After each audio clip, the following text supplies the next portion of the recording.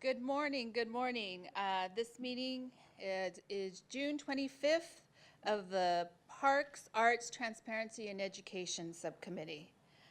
Will staff please note that all board members are present except for Councilman Valenzuela. He will be joining us by the phone.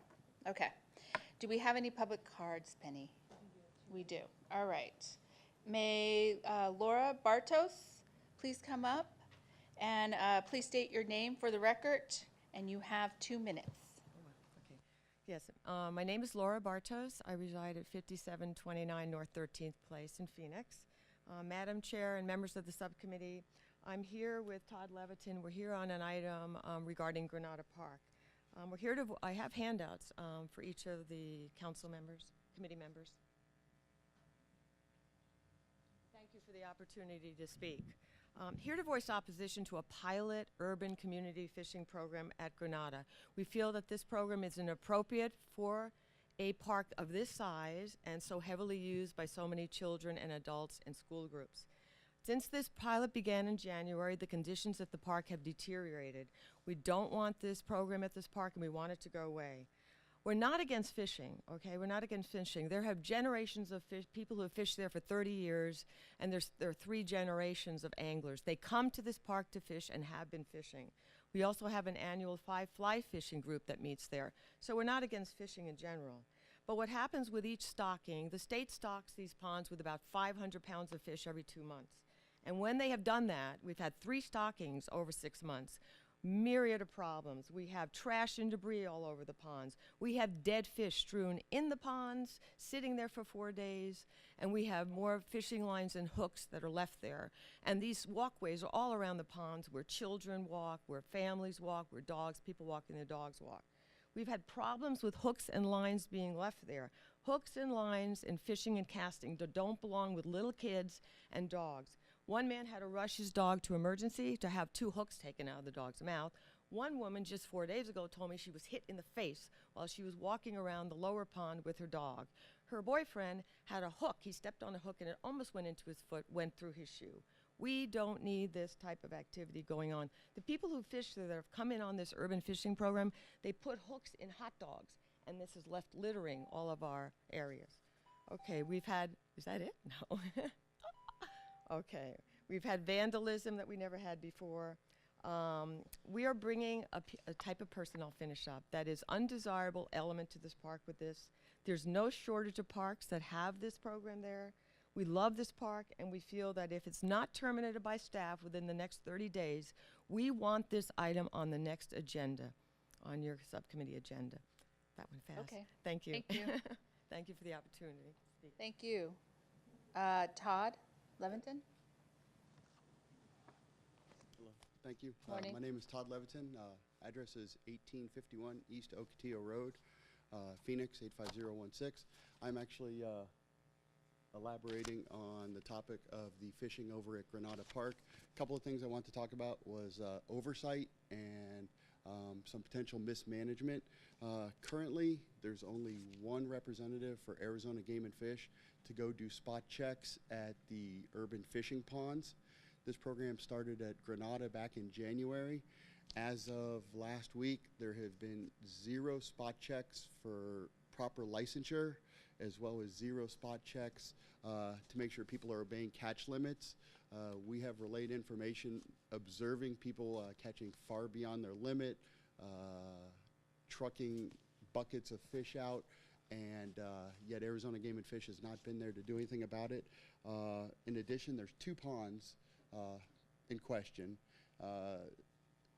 Neither Arizona Game and Fish nor the park supervisor staff can adequately say which pond was supposed to be stocked, but there's signage that's misleading. Supposedly our upper pond was the only pond in the program, yet 3 of the 4 signs at the park that outline this program are at the lower pond. Am I out of time now?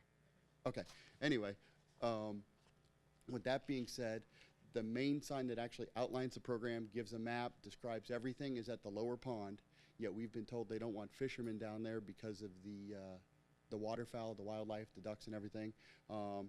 Yet that signage, even though park staff knows it's in the wrong place, has not been removed for months. And then we also have a catch list that gives allowable fish to be able to be caught. They've only stocked it with trout and catfish and bluegill. Yet on the allowable catch list, they include the white amur, which SRP uses to keep aquatic weeds under control. They have not stocked the amur or bass in our ponds for years and years, yet they are allowed on the allowable catch list 1 fish per day per fisherman. So we have these small self-sustaining populations that have managed to survive all these years, yet they could be irreparably decimated if they're allowed to be continued to be fished at the levels that people are taking them out. On that ongoing subject, we had our most recent stocking a couple of weeks ago with catfish brought in from Arkansas and some bluegill. Game and Fish and park staff readily know that there's going to be a certain percentage of die-off. The fish were stocked on a Friday afternoon. They know fish are going to die during transport and water acclimation. We had over 30, almost 40 fish die over the weekend, yet no park staff or any Arizona Game and Fish officials did anything about it. We, the park goers, had to clean up all these dead fish on the water's edge that were rotting, and there was literally a smell of stench permeating the entire park. So it has to go with the fact that, have they bit off more than they can chew? We just don't think that our park, if you look at the other parks involved in the program, we have the smallest body of water, and we just don't think it's proper for our park. The people that frequent the park for years weren't asked whether we wanted this program. We don't want this program. We just like it to go away. And thank you for your time.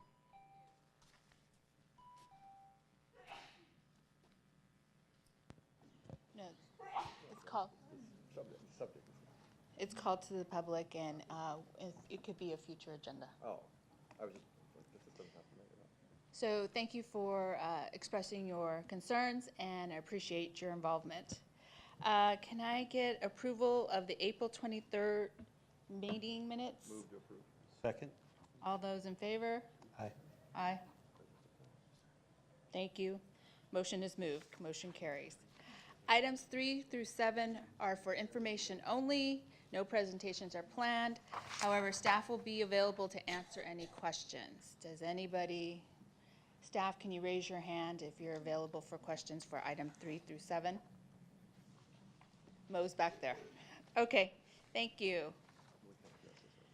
Items 8 through 12 are for consent. No presentations are planned. However, staff is available to answer any questions.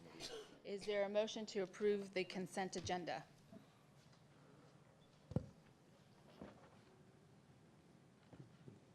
I need a motion. You want to do it, Vice Mayor? Why don't you go ahead and do the motion?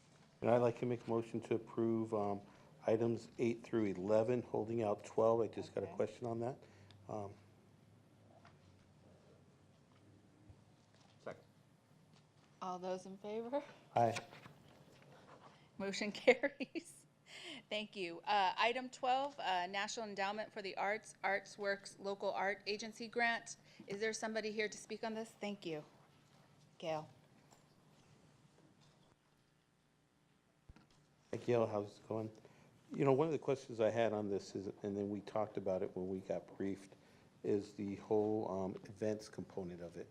And if the future we can look at how can we as a city kind of coordinate more cultural events downtown Phoenix, and maybe using this fund in the future to do that and making it easier for cultural groups. Absolutely, we can do that. This particular grant is for an educational component to our public art, Okay. to some of the public art projects we have currently in development, and this adds a whole new component to bring communities together to celebrate the work that's going on in those communities. But we absolutely can. This is something that we can apply for every year, so our next year's proposal can certainly address those issues. All right, thank you. That was it.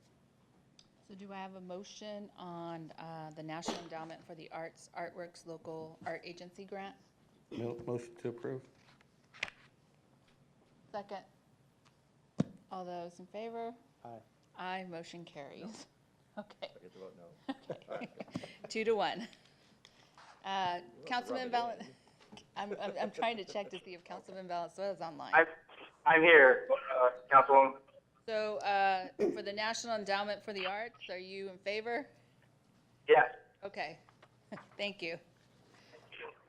So now we're moving to our regular agenda, item 13, fiscal year 2014 through 2019 Public Art Project Plan is on the agenda for discussion and action, and we have a presentation on this. Let's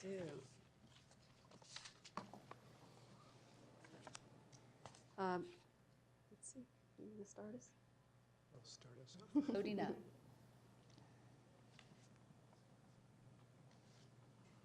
Madam Chair, Vice Mayor Waring, and Councilman Nowakowski and Valenzuela, we're here today to present the 2014 to 2019 Public Art Plan.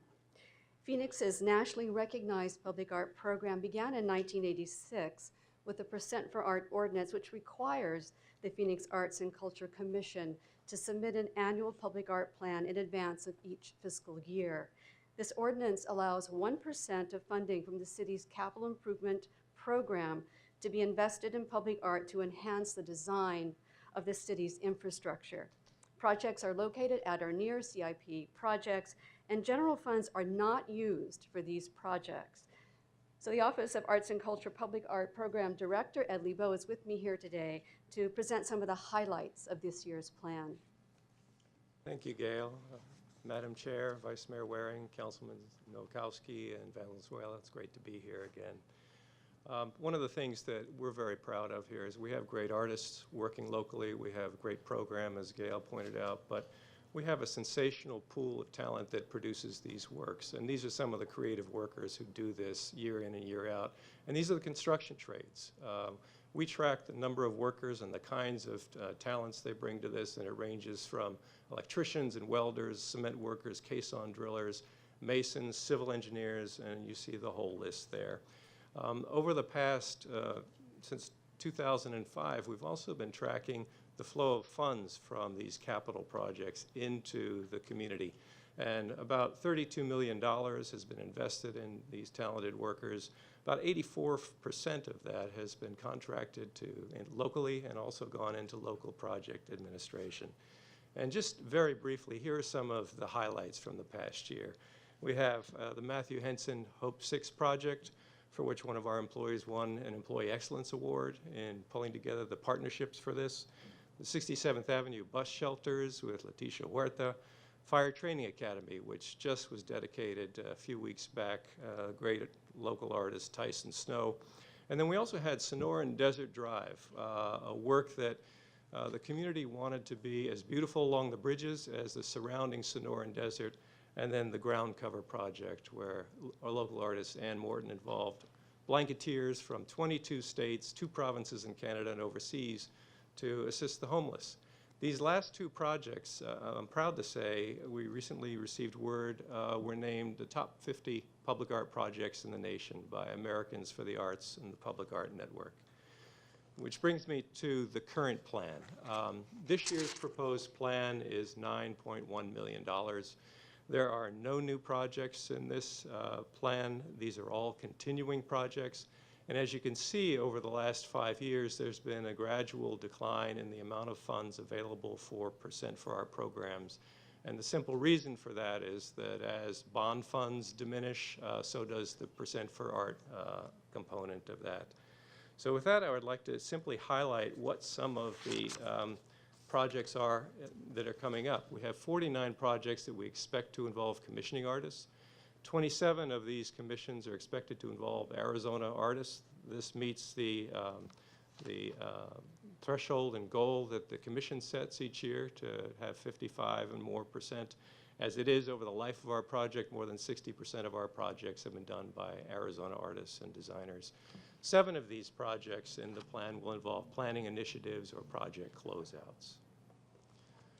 So with that, let me just highlight a few of the priority projects that are coming along. We obviously have the Arterial Canal Crossings project, and that's one where we will be working with communities throughout Central Phoenix and Street Transportation Department and others to improve the safety of crossings along the Grand Canal through the heart of Phoenix, and that will improve the connectivity for bicyclists, for walkers, joggers, and folks who use the canals as recreational and community amenities. We also have Grand Canal at Central Avenue, which will be part of that. and certainly part of the Reinvent Phoenix initiative to make our canals really points of pride throughout the community. We also have a number of parks and open space projects. The Pueblo Grande project is going to create an entirely new entrance that eases access in and out of the National Historic Landmark right here in Phoenix from light rail at 44th Street. Right now, if you're walking to Pueblo Grande from light rail, you have to take sort of a circuitous route to get there. This will allow people to get off light rail and walk straight on in to this remarkable site. We also have a project at Washington Park Tennis Center where, as we work with the Parks Department to improve the entrance to that, and work has already been completed on other portions of that, but this has been a project that has been waiting for funding to come along, and this is the year for that. We also have city buildings. Deer Valley Water Treatment Plant will improve the streetscape along Deer Valley or Dunlap Road, and also improve the wall. Will fulfill a commitment to the community there to improve the aesthetic of Dunlap Avenue from about 29th Avenue out to 32nd Avenue. And then we also have some remarkable projects. Pinnacle Peak Water Reservoir will be completed in the coming year, and that's involved artists in developing wall reliefs. And then also two really, I think, are going to be very interesting projects at South Mountain Library and also Harmon Branch Library to follow up on the good work that was done there in the years ahead before. And then in streetscapes, we have the 7th Avenue at Melrose Curve project, which involves artists and poets around themes of recycling and a yearly presentation of poetry and artwork right there at Melrose. And then we have a number of major streetscape initiatives to improve the light rail corridor. And then we also have the Roosevelt streetscape, which will bring shade structures to Roosevelt. And then the Desert Sky Transit Center, where we'll have some beautiful amenities to improve the design and comfort for passengers in that area. And then finally, in aviation, we will continue the good work we've done with SkyTrain. There will be another terrazzo floor coming along here, open to the public in the coming year. And then we have significant work to do in some terminal redevelopments in the future. And as Gail mentioned, one of the, I think, new initiatives coming along with the NEA grant and also the additional staff that we have for education, we have some great potential to expand our outreach so that people understand more and more how cities get designed and how they get built and how that impacts their community. And also for youngsters, what kinds of career options there are in a wide range of design fields in the city of Phoenix. So with that, I'll be happy to take any questions you might have. Are there any questions? Yes, I have a question. The State Route 51 artwork refurbishment, what is that? That is, we have vessels along SR 51 that date back to the early 90s, the POTS. Everybody knows them as the POTS. This is a project that's out there in the future fiscal years, not this year. Funds aren't available for that until 18-19. And those funds, in fact, most of the funds that are listed in 2018-19 will depend on whether bond funds are available. So that's a project that's not moving forward in the next year, but it's in the art plan for a 5-year plan. They're on a state highway. Why is it our responsibility to fix the pots, which were controversial, and I just got an email about them the other day. I don't know, I can't believe the person actually knew this would be on our agenda, so it must have just been a fluke. But why is that our responsibility? Or is that just something we're doing out of the goodness of our hearts? No, no. These are city projects that were developed as part of the mitigation. Even though it's on a state Correct. freeway, okay. Correct. When you look at some of the freeway bridges, in fact, up along SR 51, all of those involve engineers and artists in designing the structures. And so the city has a role in continuing to maintain those structures. But And the any- 178,000 is the pots. Correct. That would be for renovation of those works, and it's out there in the future. Any other questions? Councilman Nowakowski? You know, your predecessor, Tom Simplot, would always talk about the artwork that we have in our warehouse, and if there's somehow, some way we can get an inventory of that, or even get a tour of some of the pieces that we have there that we can use in other areas of the city. I think that'd be a great use of our artwork. Instead of having it in a warehouse, we can actually have it out in the community. there's some spots in downtown Phoenix, I know in every one of our districts, that we can probably reuse those art pieces. So I'd like to encourage that again, if we can start looking into that. I appreciate that, Councilman Nowakowski, and just so you know, we followed up on that request with the artist team that was involved with those projects, and they have done an assessment on what might be suitable locations for those, and we can come back to you at some point in the future and report on that. That'd be great, thank you. Would we entertain an art tour of looking at the inventory possibly and somehow figure that out, Penny? If those that want to participate? We'd be delighted. Okay. I'd love to do that, not, especially with the weather being so nice right now, going in the warehouse. I think, yeah, we know about heat, so we can adapt. All right, any other questions? Councilman Valenzuela? No other questions. I like the conversation, and please count me in on the tour. Okay.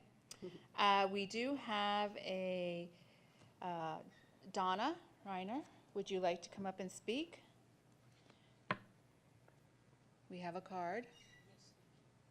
I'm Donna Reiner. My address is 2501 North 8th Street. Currently, I serve as the vice chair for the Arts and Culture Commission.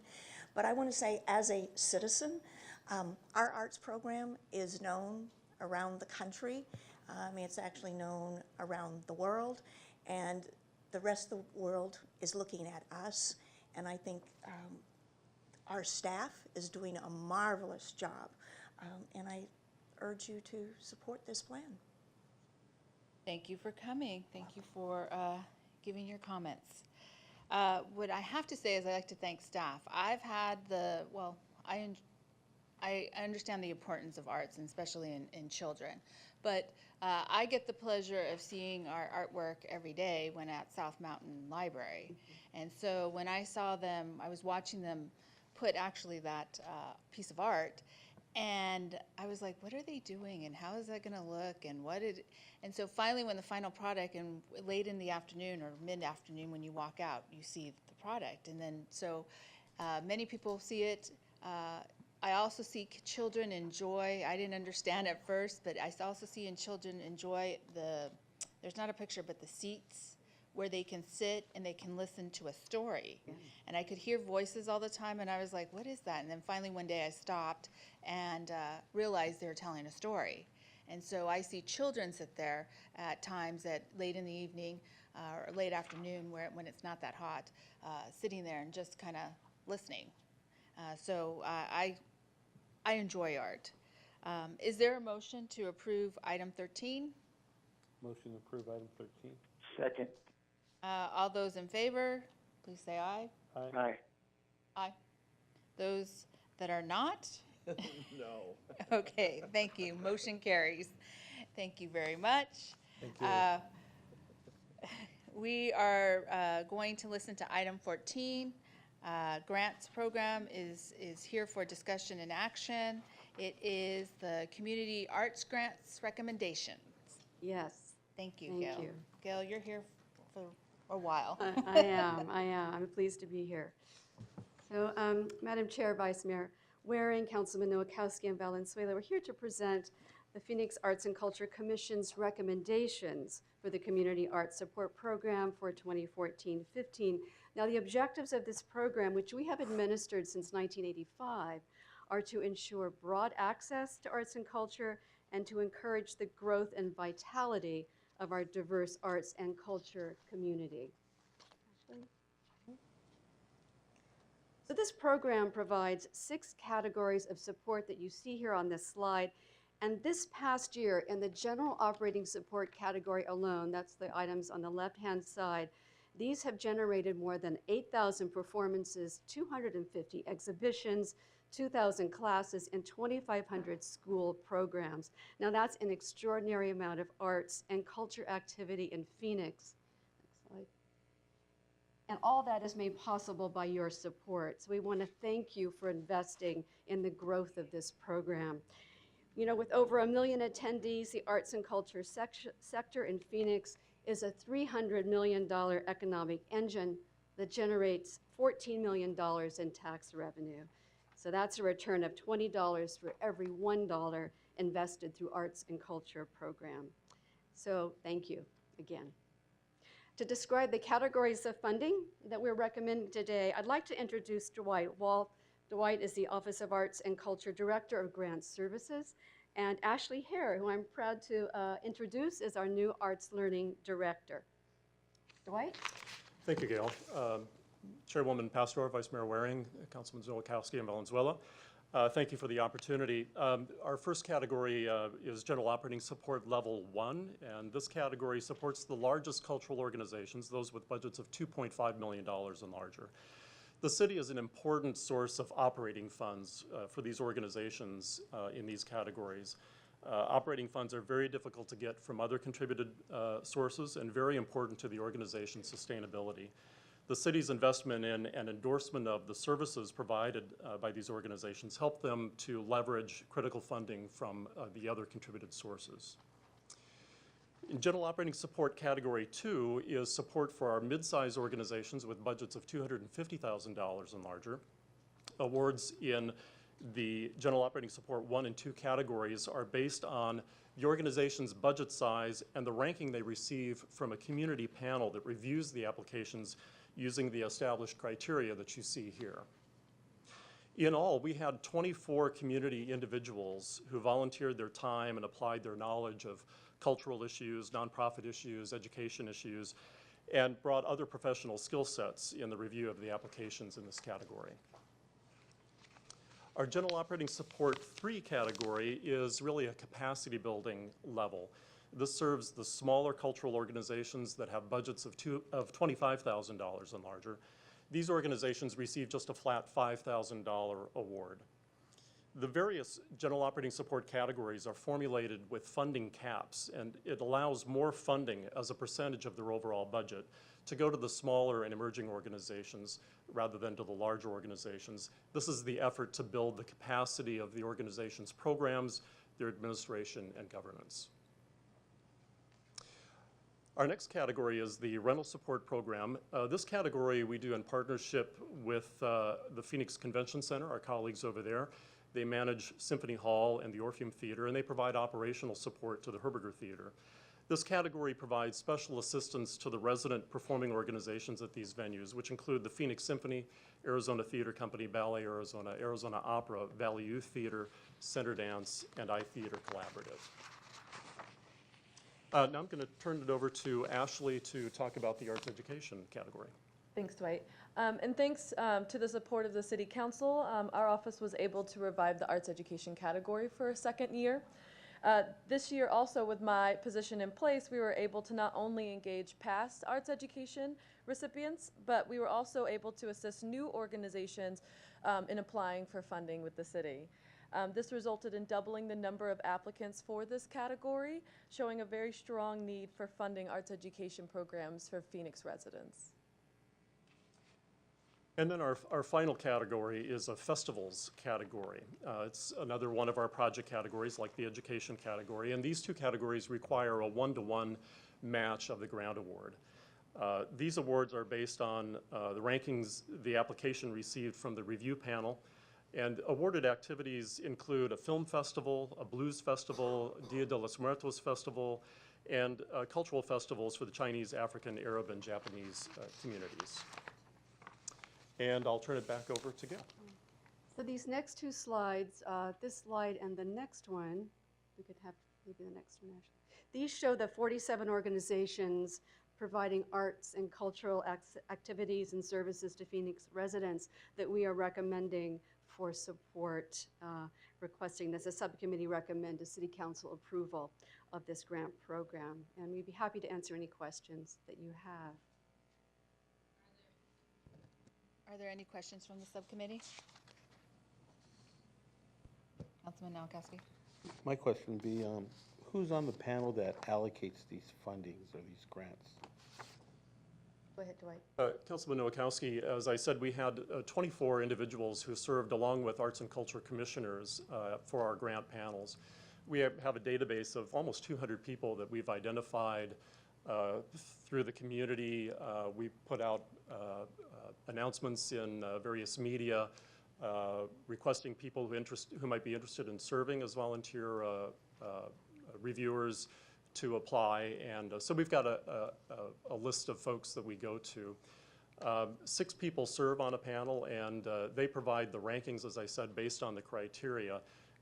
Those rankings are used either, depending on the category, either plugged into formulas, or once we have those rankings, Ashley and I use those rankings in order to allocate the available funds. Is there a way to get a list of those 24 individuals that sit on those panels, and can you break them down by how many panels and all that? Yes, of course. Mhm. Great, thank you. Thank you. Any other questions? Councilman Valenzuela, you have any questions? No questions. Okay. I have, go ahead. Unless you were gonna make a motion. No, I was gonna, I have a card from the public. Oh, okay, yeah, if I could just, so on attachment A on page 57, if just in the future, you know, most of these, it's pretty clear what they are, or they're organizations I've heard of. Alwyn House, Zico and Company, Incorporated, excuse me, there were a couple others. Release the Fear, Movement Source. If you could just put maybe a notation like what they are, what they do in the future, because it doesn't, you know, unless you're familiar, unless I went and Google them, even then I may not get an answer. So, Yes, we'd be happy to do that. what do those do? The organizations you mentioned. Release the Fear is an organization that applied in the education category. They're actually just right across the street on Monroe, and they work with, actually, Ashley, do you want to respond to that question? They're in your category. Yeah, they're a visual arts program that works with youth at Adobe Detention Center and the youth being tried as adults at Lower Buckeye. And they use visual art to identify, express emotions, to talk about dreams, to talk about lots of arts and humanities sort of expression. My question in no way applies. I think there's something nefarious about it. I'm just curious. There's really no way for me to tell certainly. based on these. I mean, some of them it's pretty clear. You know, it's an art center or something. Okay, I get what that is. But Zico. Chico is a visual arts gallery. They're down on Buckeye Road, and they've been around for a number of years. They work with indigenous artists, Mexican, Hispanic, Latino artists. What about Movement Source? Movement Source is a dance company, contemporary dance company. And Release the Fear I asked. What's it? Alwyn House. Yeah, oh, that was the first one, yeah. Yeah, Alwyn House is a community-based visual arts gallery. They also do some performances there as well. I'm just curious, what's iTheater Collaborative? iTheater Collaborative is a theater company that's based at the Herberger Theater Company, and they do a large number of presentations in the back of the Herberger in the CAX, what they call the CAX rehearsal hall. I was just curious about the I. I thought maybe it was going to do a computer. That question I can't answer, I don't think. Fair enough. All right, thank you. I appreciate that. Yeah, just in the future, maybe We just if cer- it's something that you Absolutely. know it's not that obvious or it's not a Absolutely. edifice that we'd be aware of. So. No, we certainly will in the future. Thank you Sure, for that thanks. comment. No, no problem. Thank you. And I have a card from Donna Reiner. You could, Very quickly. okay. Madam Chair, Vice Mayor, Councilman Nowakowski and Valenzuela, and Vice Mayor Waring, I was the chair of the Arts Learning, Arts Education Committee, and many of the panelists would have the same question that you would have on some of these. They are newer, smaller organizations in some cases, and it's exciting to see how many more art groups we are able to fund. And so I strongly urge you to approve this allocation. It's one of the best investments the city makes. If you're going to get $20 return for a $1 investment, that's better than the banks do. Thank you. Thank Can you. I ask another question? Yes. Thank you. Unless you guys have any. So this is, I wasn't 100% sure. It talks about grants, but this is not us applying for grants and getting federal money. That's This correct. is, this is out of the city budget, the general fund budget. That's It's right. not the bond money either. This is just part of the budget. That's correct. Thank you. Councilman Nowakowski? Well, actually, can I have one more? Go for it. Unless you. No, go for it. Okay, thank you. So the 805,000 is what percentage of the money in the budget for next year allocated to the arts? The total budget is, Ginger, do you know? Is it? Yeah, so basically, the 805,000 is what was approved by mayor and city council for arts funding in the general fund. But as a collected, part, but not all. right, Yeah, not so- all, not all, not all. I think it was a 8 to 1 vote. That's correct. So this part of it, do you want to know the total funding for the arts So budget? what's the total funding? Just so I know what percentage of that this Right. is.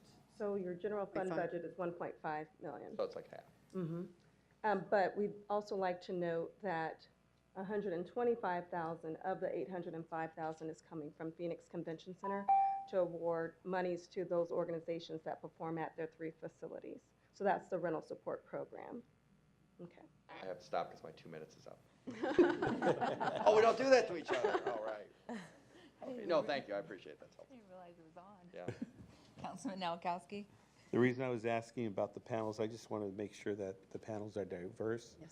And the other thing too is that if there's term limits, that we don't have the same person or individuals on those panels awarding the grants to the same organization over and over. You know, over the past 5 years or so, we've been looking at all the different schools and how they're cutting down on the cultural events, especially music and arts and all that. And how can we as a city of Phoenix really pick up and really help out in that gap? So one of the things that I like to see next year is how do we advertise these grants to the community? I want to make sure that the schools, all the different nonprofits that are out there that are educating people on cultural events in the schools are able to apply, and that we really fill in that gap that we have with the students. The other thing too is the events aspect of it. We talked about it earlier. Yes.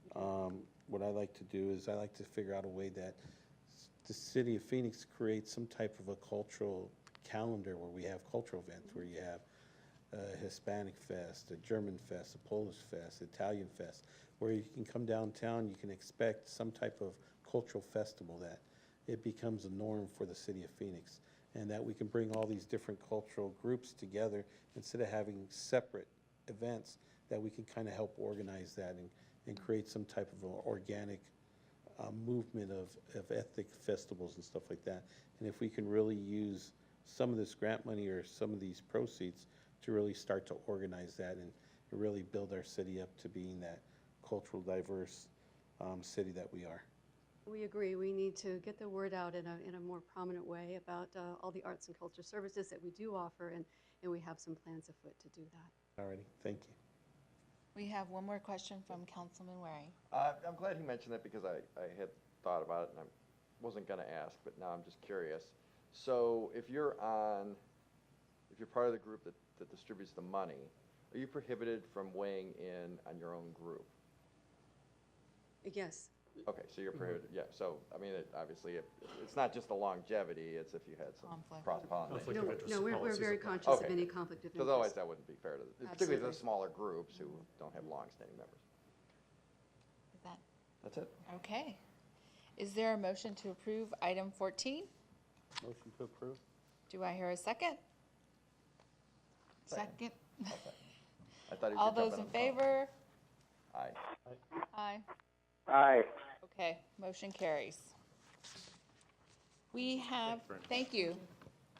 We have item 15, AARP Phoenix Experience Corps Program, Reading on Phoenix Tutoring Program. And we have a presentation by Paul Blue and Tim Valencia. Thank you. Madam Chair, members of the subcommittee, we're here today to talk about an exciting opportunity to advance the Read on Phoenix, which is the city's reading by third grade program, and one element of which involved volunteerism to help advance reading for all students in Phoenix area schools. And Tim's going to walk you through a presentation where we have a wonderful partnership that has come forth with AARP and wonderful funding from the Virginia G. Piper Charitable Trust that we think will help us advance the program, and we're here today to discuss that with you. Madam Chair, members of the subcommittee, We're very excited to announce this program as part of Read on Phoenix, the initiative that started about a year ago. But ARP Experience Corps is a nationally recognized volunteer program in 21 cities across the nation. It's actually been in existence for approximately 20 years. It's been vetted, it's been proven as a promised practice, and now the city of Phoenix will become the 22nd city to join this effort. And the goal is to engage our 50-plus adults as tutors and mentors in our school system. We already know that our schools and school districts are strapped for volunteers, and so this is a way to coordinate that effort and get qualified, highly qualified individuals who are retired who do want to give back to the community. The ARP Experience Corps program overarching goals is to increase literacy among the students and increase educational confidence. Not only is important around the tutoring, but it's about the relationship that is established with the adult and the child. So it also increases a sense of well-being with the older adults. Most importantly, it's family engagement. Increasing family participation in the student's educational experience is critical. Students spend more time at home than they do in the school, and so we know it's important to engage the family structure. And as mentioned before, the most important thing is that we are working in line with our Read on Phoenix initiative. The Read on Phoenix initiative has 4 core pillars. That's school readiness, after-school literacy enrichment, summer learning loss, and volunteerism. And volunteerism is something that we've been working over the course of the year to bring resources to our school districts. The target is K-3 students who test below grade level. In the city of Phoenix, there are several thousand students who are not reading at grade level in our city schools, and so we will be targeting those students. The program model is each student will receive 2 30-minute sessions per week in group or one-on-one settings, and we really allow the schools to determine what students we will be targeting, as well as whether it's going to be in group and one-on-one sessions. We really look at the volunteers as well as what their skills are. A lot of these volunteers in past have been retired teachers, and so when they do have the skills to do small groups, that's something that we will do. What's really exciting is that there have been several partners and funders who have come to the table since ARP approached Phoenix about 6 months ago. And I'm excited to announce that the Virginia G. Piper Charitable Trust had asked us to apply for funding and will be awarding us funding of approximately $350,000 to pilot this program. ARP National has assigned a staff person locally here to help get the program up and running. And the United Way also is contributing $15,000 to the program with one of our partners, which is a local agency called Experience Matters. Other potential funders we'll be looking at is the Target Foundation approached us to apply in February in their next round, as well as local tribal communities. The one thing that I did fail to mention is that we are piloting this program in 5 local school districts. In those school districts, we will have targeting 10 schools. And again, this is a pilot. We did have a criteria in selecting those schools. That criteria included, were they Title I schools? What was their population of students who are not reading at grade level, low and reduced lunch? Those are the type, that was the criteria to determine the 10 schools. We will be in 4 council districts, that's District 5, 7, 8, and 4, and piloting this program. ARP National is requiring us to have a 5-year growth plan, and I am working with them to expand the local schools in the next 5 years as additional funding does come available within the city of Phoenix. And that concludes this presentation prior to the recommendation. Are there any questions? Councilman Just a Nowakowski? comment, Tim, thank you for all your hard work. I know you wear many hats, and these are one of the many hats that you wear. I was actually at the press conference, and what a great program. And the excitement with the members from AARP that really want to get involved. And I shared a story about how my mother spoke Spanish, and our next door neighbor was a retired teacher, and she would take time and just teach us how to read, my brother and myself, and it really does help. It's just that half-hour a day, half-hour really helps you learn how to read and gets the family engaged and really helps out kids, especially with the new qualifications that we have at the state level. So thank you for thinking outside the box and really partnering up with great organizations like Virginia Piper Foundation and AARP and others that are out there. Thank you. Councilman Ware? I have one question.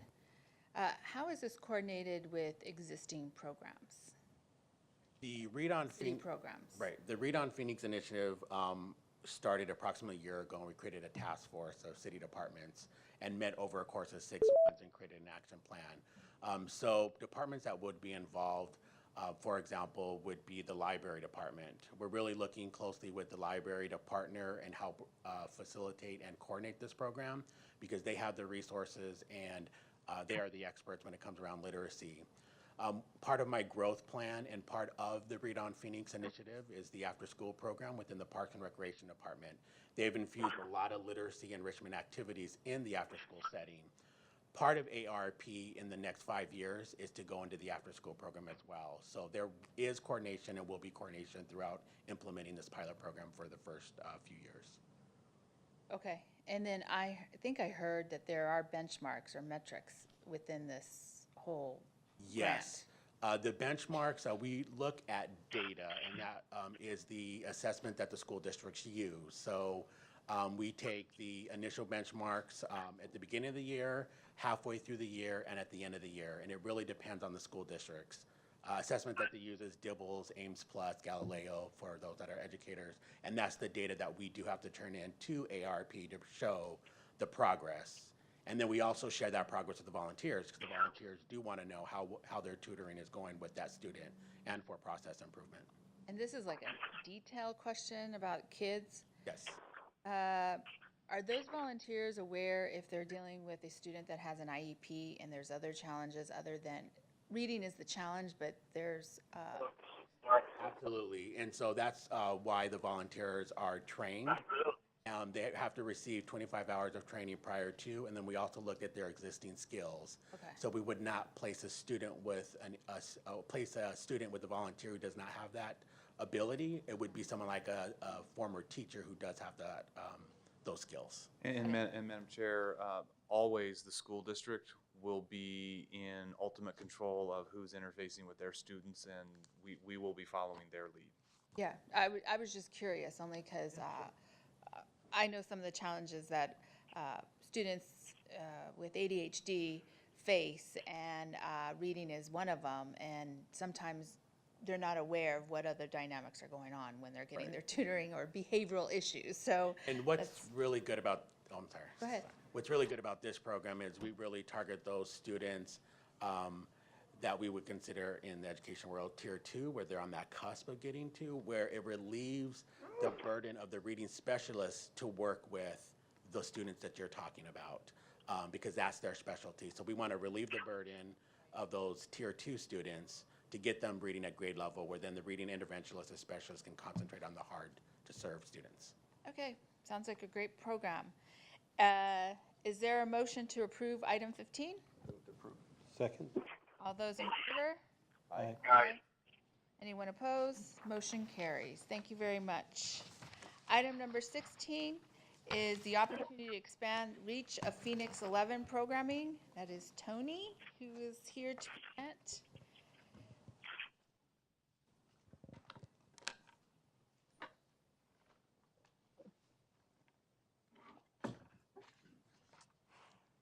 Good morning. Good morning. How are you today? Good. We are pleased to present you with a transparency item today. As you are aware, Phoenix 11 is a very powerful communication tool for the city, and we currently reach 200,000 households on Cox Communications, 4,000 households on CenturyLink. CenturyLink recently got back into the market, and then about 1.5 million visits per month on phoenix.gov, and that's where our programming is as well.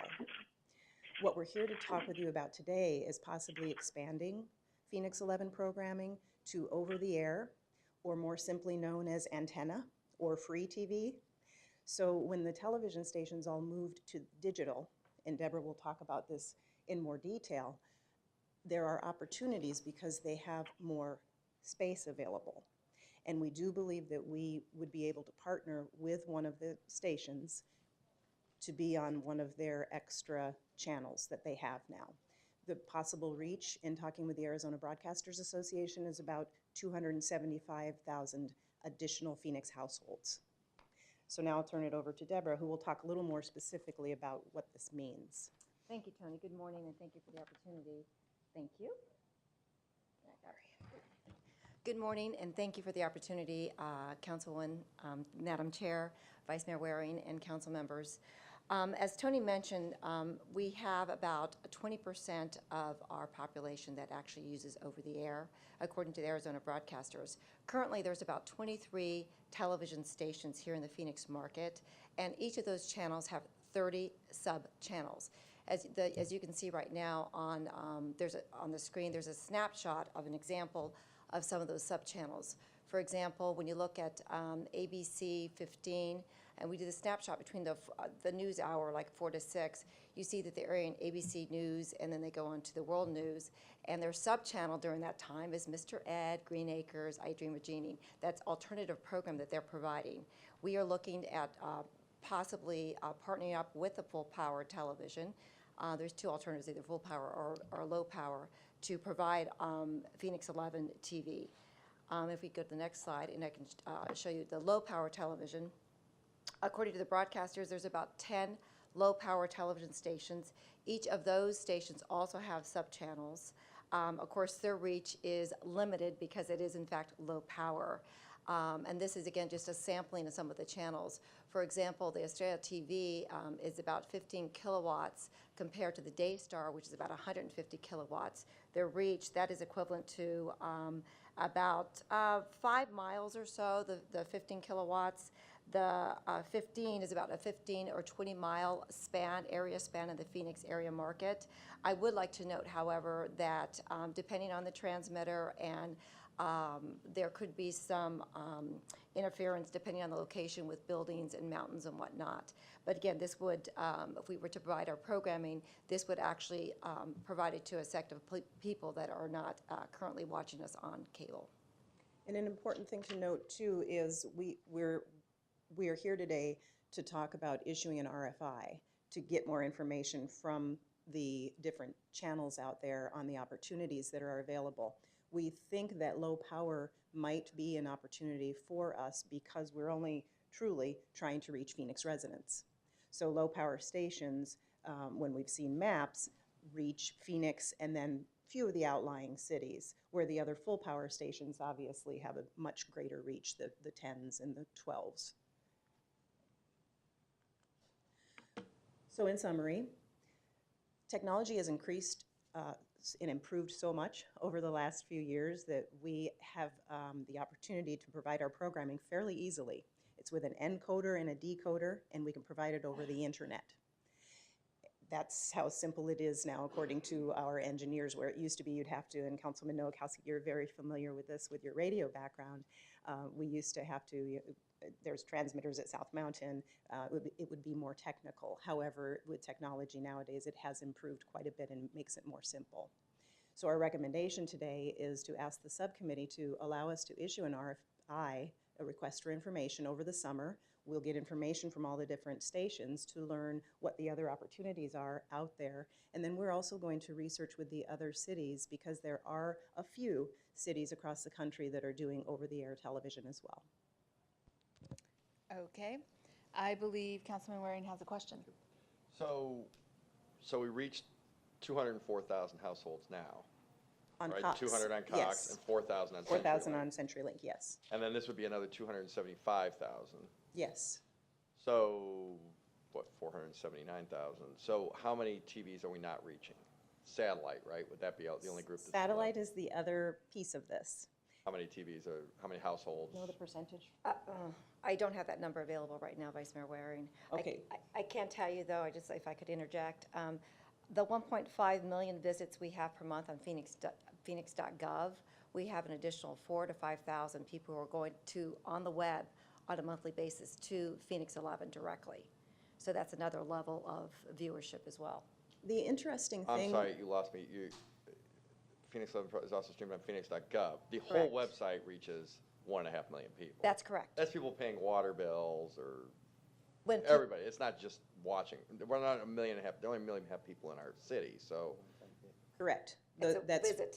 That's a actual visit to phoenix.gov monthly So they're not all numbers. watching council meetings. Correct. I will share with you, though, with the new phoenix.gov that we launch on Monday, it's going to be streaming right on a box in the middle of the phoenix.gov homepage. So our So reach you- will be greater. But what you just said, there was 4,000 people watch it.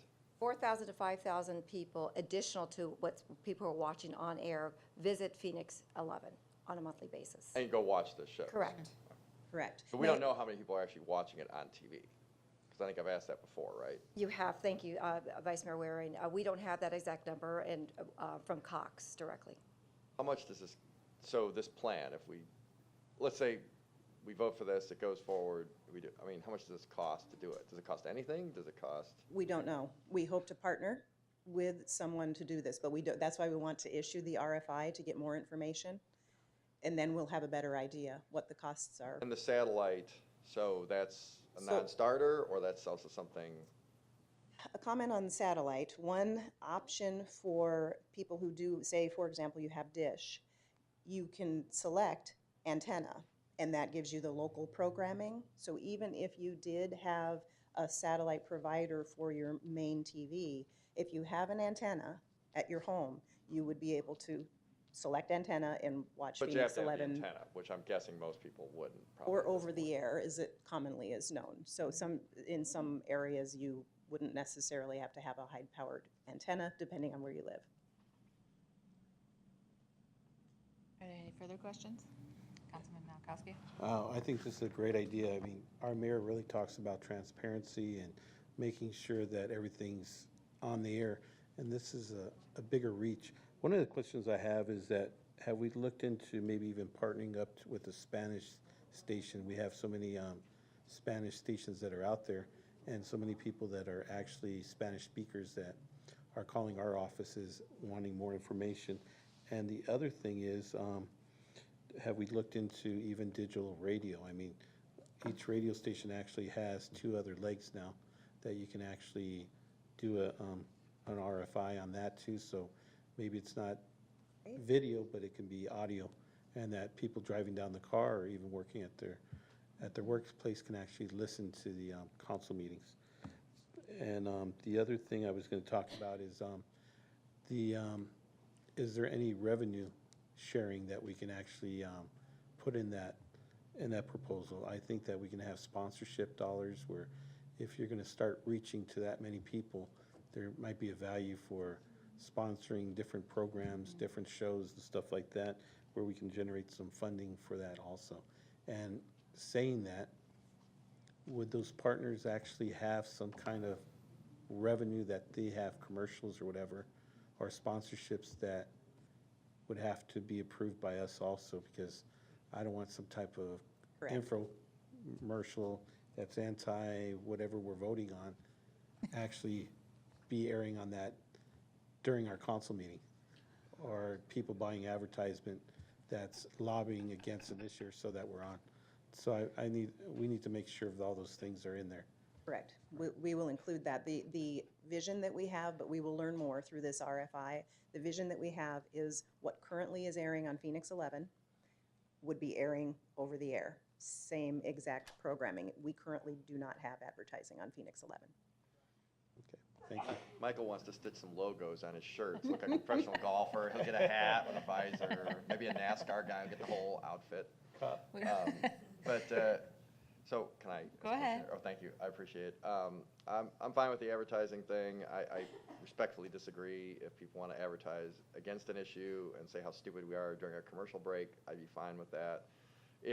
I guess I don't know how we'd ever do that if we don't know how many people are actually watching our shows and programming. So it seems like that's something that, I've asked this before. It just seems like there's got to be some way, I would think, to measure it.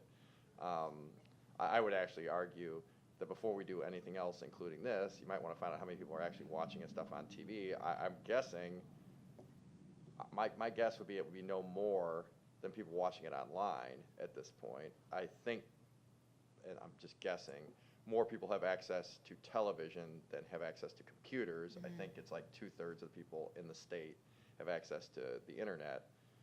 I'm guessing it's slightly, although people might be surprised, would have access, I think more than that have access to cable, but probably not dramatically more.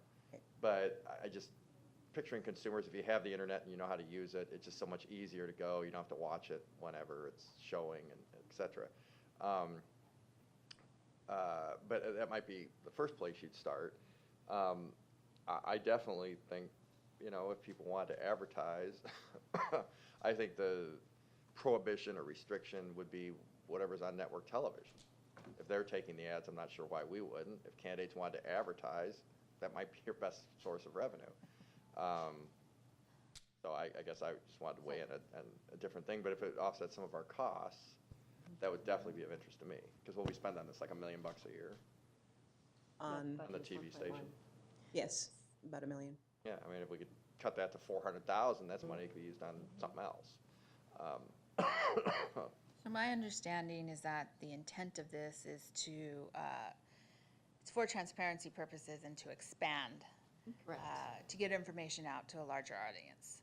And so we're taking the baby steps of first finding out what's out there, what's possible. Yes, And then it's going to come back to the committee and we're going to keep going. yes. Okay, In the fall, we will come back. okay. So is there a motion to approve item 16? Before that motion, I'd like to, another comment.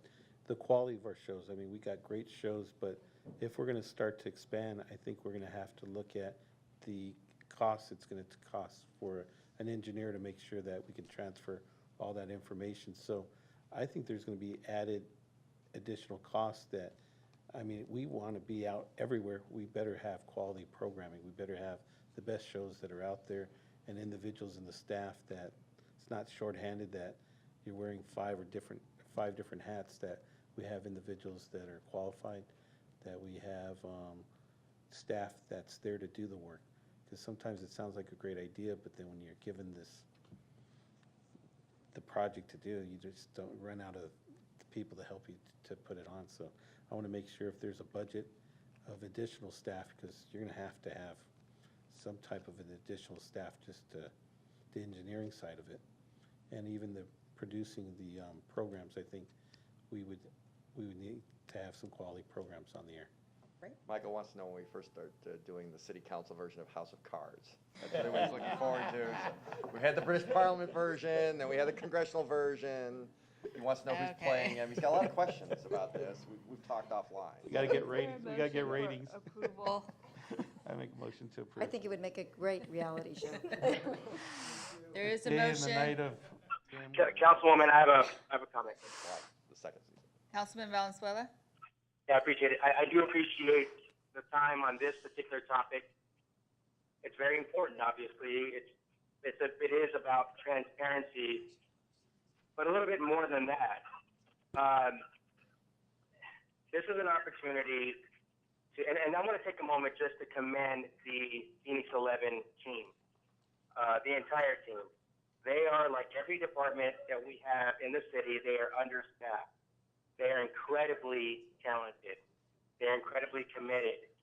And we all have an expectation of having a very high quality product. And frankly, the city of Phoenix is an easy product to sell because it is a world-class city. But for any those who out there who spend time on on Channel 11, whether it's at 2 in the morning and you can't sleep, I got to tell you, more and more I'm getting comments of people who are watching at 2 p.m. when they have a choice of what else is on television. These are high-quality shows. The fact that the subcommittee has been moved into the very room that you are sitting, that also goes into the quality of what we're putting into our programming. So yes, this is about transparency, but this is also about making it attractive and enticing people to tune in and to be aware of what is going on in our city.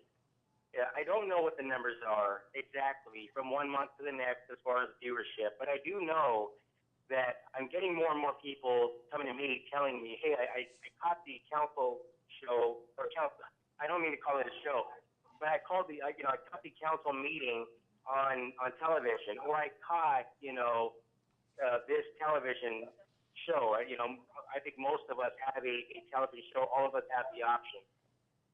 But if we can get this and expand the viewership, then that's something that we have to look into. And now we're looking at, beyond Phoenix, which is a big deal, because Phoenix is a leader in this valley, in this state, in this country.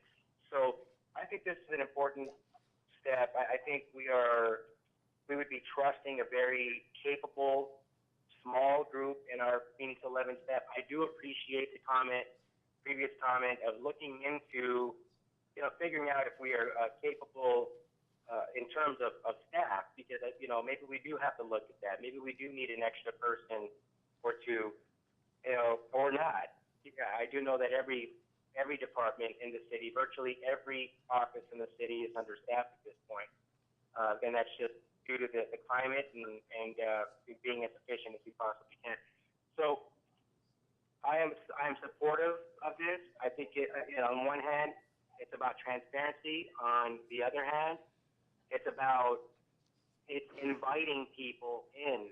We want people to know that the options are there. We want people to know that they can just tune in and they can watch a live subcommittee meeting, a policy meeting, a city council meeting, or they're going to catch one of these shows, the very informational shows. And I'm not just talking about the council shows, because there are lots of shows that share Phoenix with people, and not just Phoenix in terms of in terms of information that a tourist would want, but real policy things that our residents need and have questions about every day. So with that, I'm supportive, and if you're looking for a motion, I'll move for approval. Is that your second?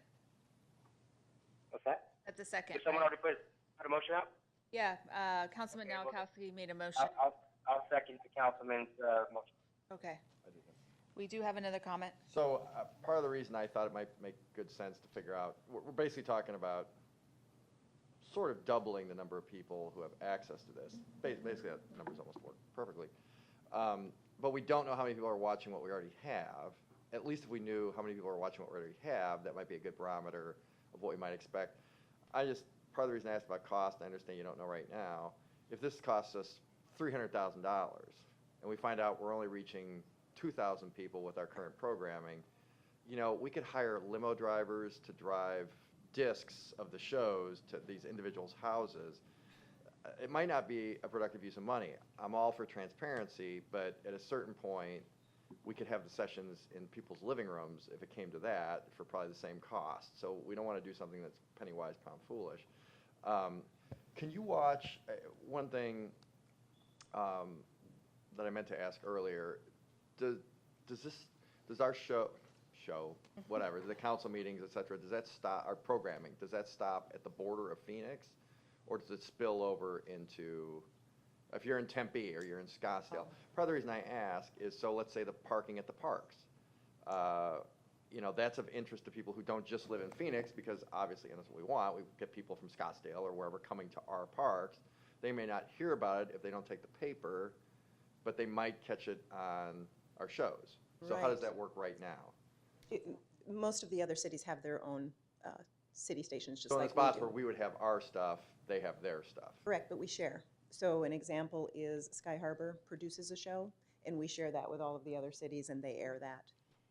There's Madam Chair, Vice Mayor Waring, and council members, there is a group called ASGAM, and it is throughout the states, all the station managers, and we do get together on a quarterly basis, and we do share content and programming that we feel and deem appropriate for the other cities. But in answer to your question directly, if we were to go with the high-powered television station, obviously that would reach the Phoenix metropolitan area and beyond. So it would spill into the other cities. But it doesn't right now. Currently, it does not. Except for the stuff that you guys agree Correct. is of interest to other people. And I understand they might not be interested necessarily in every council meeting or our shows. In fact, I would argue probably most everybody in the valley isn't interested in everything that's on our shows.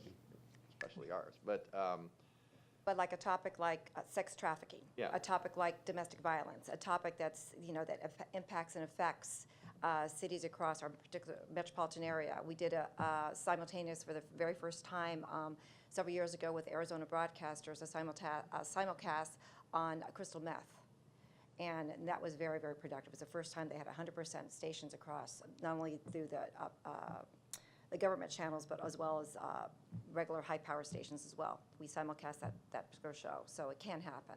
But I think I always like to remind the people too is just people watch and get their information at so many different levels, whether it's through digital media, their iPods, their iPads, their Apple TV, whatever however they get their information. So you still need the content. You still need to produce the content at whatever platform you choose to get it. So if we only have X amount on the traditional over-the-air TV, people are still watching, on the different platforms, whether it be, it's global, it's all over the world.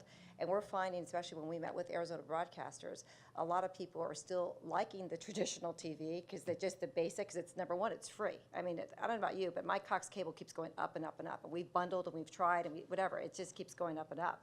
And so that's another choice for people, especially the demographics that we're looking for in our marketplace. People on maybe lower income, social economic, they're going to go for the free TV. They're going to go over the air traditional antenna. And we want to be able to reach those people that may right now can't do Cox, but they're doing the regular traditional over the TV. And we want to reach those people. And those are the residents that we serve. What we're voting on right now doesn't address the advertising issue. No. But we're voting, excuse me. Go ahead. Right now, this is just a request for information for us to go research low-power alternative sub-channels for low-power and high-power sub-channels. Doesn't cost anything right now. Right. But you're going to come Correct. back and determine how much it would cost to do this. We're still not going to know, though, how many people are actually watching. We're going to try real hard over the summer to get those numbers Okay. for you. We've been trying. We've been trying for years, but we're going to try again. I mean, I just think it's a necessary and logical question. Agreed. We agree, and we've asked our cable providers that many times. Thank you. Councilman Nowakowski? So Deborah, there's no Nielsen ratings on Channel 11, huh? We have tried over the years with Cox Cable to get us actual numbers, and we just don't have them. Now, on the RFI, can we ask those providers to actually give us not just the reach, but also what their Nielsen ratings are for that Absolutely. Absolutely. digital channel? Or, Yes, we can. and I think it's a great point that the Vice Mayor brings up, is that we need to figure out if it's cost effective or not. Right. The other thing Correct. too is reaching beyond our borders. Right now, we're kind of held hostage with Cox just being within the city of Phoenix, but if we can reach out beyond the city of Phoenix, I think it'd be great. And good point. Correct. Thanks. Thank you. So we have a motion and a second. All those in favor? Aye. Aye. Okay, motion carries. Thank you again. Thank you. Thank you. Item 17, STEM programming at the Central Library. Rita Hamilton's here to present this report. Provides Parks, Arts, and Transparency and Education Subcommittee with information about science, technology, engineering, math programming offered to children and teens at Burton Bar Library. Good morning, Madam Chair, members of the subcommittee. We're very pleased to be here. Thank you for your time this morning. Yes, we wanted to share some information about some exciting programs going on at the Burton Bar Central Library. With me this morning is Terry Lawler. She is the Youth Services Manager at Burton Bar Library, and she's a recent recipient of a City Manager's Excellence Award for her work in creating the library's STEM programs, science, technology, engineering, and math programs. She created this series of programs over the last year from scratch with very little help and very little budget. These programs currently reach several hundred kids and families every week, and they're important because these types of programs enhance and expand what children and teens are learning in school. They provide support for students and teachers by increasing opportunities for students to practice what they've learned. And they give students and families a place to learn and explore in an informal setting. So Terry? Thank you, Rita. And thank you for having me. So I get to run the Youth Services Department at Burton Bar Library. And a piece of that is running our Makerspace Mach 1, which stands for Makers, Artists, Crafters, and Hackers. We do a variety of STEM and STEAM-related programming, as Rita said. And some of the programs that we do are what we call guided lesson programs, where kids will work together towards a specific piece, and they'll create something that's guided. So an example of that is our Cyborg Factory, where teens learn circuit building. They learn how to create a mini vibrating robot and put in a switch and a battery, and it moves around through the properties of motion and balance. And of course, they can decorate it in any way that they like. We also offer various levels of robotics programming. For example, an Arduino is a little tiny computer that hooks up to what's called a shield bot, and kids learn how to code and input the coding into the shield bot to tell it whether to go forward or right or left. And coding skills are really important for kids who want to go on and take computer classes in college or go into the job market. We also do explore astrobiology for kids. Yes. How old are the kids we're talking about? Oh, I'm sorry. We do all ages programming. So each of our programs is targeted to a specific age group. Some of them are targeted for all ages. So Cyborg Factory is actually a teen program for ages 12 to 18. The robotics, it depends on what types of robotics we're doing. We just got the Lego We Do robotics, which is actually for really small kids, 3 to 4 and 5 years old. But the shield bots are for teens and adults. So each of our programs is also aligned with the Arizona State Education Standards for its target age group.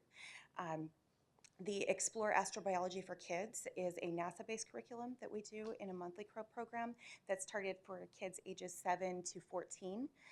And we do science experiments and explore planetary science, the sun, and the universe. We also have another program called Fetch Club and one called Shoots and Wires, which are science experiments as well. Fetch Club is aimed at the younger crowd, ages 7 to about 12, and Shoots and Wires is aimed at 12 to 18. And we separate them because some of the things that we do in Shoots and Wires are a little bit more dangerous and require a little bit more manual dexterity that maybe the younger kids don't have. We also do a video game design series, which is an all ages program, so kids as young as 6, as long as they can work a mouse, but also adults are coming in and learning how to design video games using open source software. And in these guided lessons, there's a beginning, we go over the topic, a middle, and then there's an end, and they leave with something that they've created that day. Another way that we do the STEM. So how do you get into these classes? I'm sorry? How do you get into these classes? Most of our classes are just drop-in. You just come. We do have some that you register for. Our Coder Dojo Academy this summer is a coding academy where kids learn a specific type of coding each of 5 days. And so they learn Python, they learn HTML code, and each day they leave with a piece. And we had kids register for that because we only have 12 computers that they can work on. So if we have limited supplies like the 12 computers, we'll have a registration on the online calendar at phoenixpubliclibrary.org. Otherwise, it's just come and show up and have fun. So the free play is where we have an instruction and we let kids just play in small groups and see what they come up with. One of the things that we do in free play is the Lego Builders Club, and these are actually not Legos, they're Connects. A 6-year-old made this the other day, and he made me promise that I would not take it apart for at least 30 days. So they learn basic engineering concepts and skills. Even really little kids are learning these. And they can just make whatever it is they want. Another example of that is paper engineering. This beautiful bowl was made all with paper and glue in our paper engineering class, and kids are also making geodesic domes, future cities. They're making spaceship models, and they just recently made pinball machines made out of cardboard entirely, and that throw a marble all around and pass through things. Another really popular program that we have that is a free play program is our Hacker Haven, which is on Tuesday nights, and we generally get 30 to 50 people. It's an all ages group, and we put things like Connects and squishy circuits, which is an electrically conductive Play-Doh, so that kids can learn how electricity works, and they light up LED bulbs and motors. We put out our robotics, and we just let people play. And the whole community will come together. We have a bunch of community partners who come in and bring things. Heatsink Labs from Mesa brought an oscilloscope for the kids to play with last week. I don't know if you've ever seen an oscilloscope, but it looks like it came off of an old submarine, and the kids were seeing how electricity can translate visually and how they can measure ohms. It was very interesting. And then finally, we do a Minecraft club, which is every Monday, and that's very popular. The kids come in, and we design educational sort of hunts for them to do within Minecraft. We use a contained environment in our own server, so that only the kids that are playing on that server are in the room. You can't actually enter the server outside the library. So we have. Also, for the last 2 semesters, we have had teen interns who are teaching our computer classes, and they're teaching our photo, video, and music editing classes to adults as part of an LSTA grant. Each teen worked over a total of 50 hours, some a few more than 50 hours, and for many of those interns, it was their very first job, and they were 14, 15, and 16 years old. And so that was a big piece of our guided learning that I mentioned before.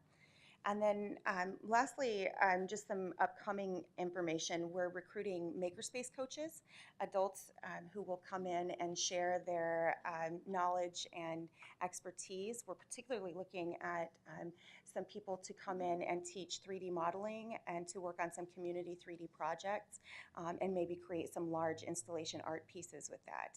I think that's about it. I think the library is uniquely positioned to be this informal learning space in the community. Whether you're learning at an early age or an older age, the library is always there for you to help you in that lifelong learning process. We've incorporated these STEM concepts into our programs to help expose people to those activities to enable them to explore and possibly learn something that they might be interested in for a career. So I want to thank Terry for the great job that she's been doing, and thank the Friends of the Library for supporting us with some of the supplies to do these programs. Can I ask a question? Sure. I'm just curious, so the robot Land Rover looking thing and the paper bowl, how old were the kids who made those? This is I think the kid was 17 or 18 that made this. I'm I actually. meant the other one, but Oh, that's good. I'd the forgotten Land about that Rover. one. He was. I think he was 6-year-old. 6 or 7. 6 or He 7. was very small. Legos have changed. Yes. Just Yes. remember there's like So, a but firehouse and we do have regular Legos and Lego Educational, which incorporates Lego blocks and motors, and they can make, for example, windmills that actually work with Lego Education, and those we play with during Hacker Haven. But this little guy was 6 or 7. Did he just put that together on his own, or did he have help with? No, all on his own. Wow. Yeah. They're doing some. The kids are doing really amazing things at the library. Well, part of the reason I ask is I had the painful experience of speaking with an employer in my district, a homegrown company getting much bigger. It's a great success story here in Phoenix, but they're having a hard time finding programmers and engineers and so forth. I mean, really a hard time, and they got a lot of jobs to fill. So, you know, we promised them we'd try to help promote on the website, just letting people know if you're in, but it's just apparently, it's not something we've been excelling at really anywhere in the country. So I'm always happy to see stuff like that. And that is part of our intent. Yeah. to No, I get- understand. yeah, And I think that's great. Get those kids interested at a young age and get them learning higher level concepts in a fun environment where it's not graded and they don't have any specific requirements. They can just come in and learn and continue on from there. I'll send you my kids in a couple of years. You Yeah. should. Thank you. I'm not kidding. I probably will. It's a good thing.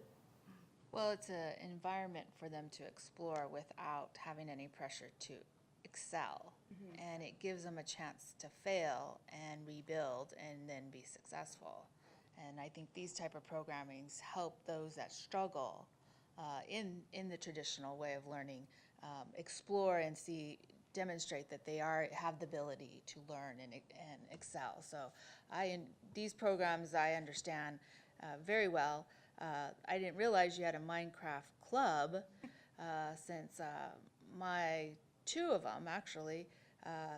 Minecraft is on my phone, and that's what they entertain themselves with as I'm sometimes sitting in meetings, other than Barbies and little other things. But so my 5-year-old, with the assistance of the 10-year-old, sit and play the Minecraft. And so she now knows how to move, and then she'll strategically ask her brother, should I go this way or that way? So it's kind of amazing to see this, and that there's a club. So I will be visiting on Monday night. Glad to have you. Thank you. Go ahead.